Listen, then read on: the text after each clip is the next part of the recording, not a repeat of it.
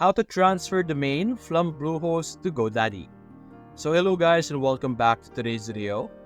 In today's video, let us talk about how you will be able to transfer your files, or rather your domain from Bluehost to our Godaddy over here.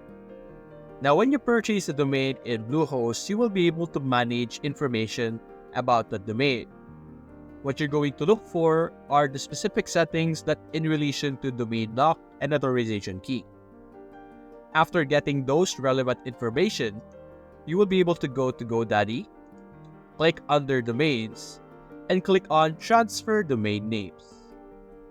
And then you can simply enter the domain name that you want to transfer. For example, this domain name, click on search, and it will search information about that domain as you can see here, and it will basically just ask you to unlock the domain and then you should provide your authorization code, and then you will be able to finish the transfer from Bluehost to Godaddy. So that's basically it guys. If you enjoyed this video, leave a like and subscribe. Thanks for watching.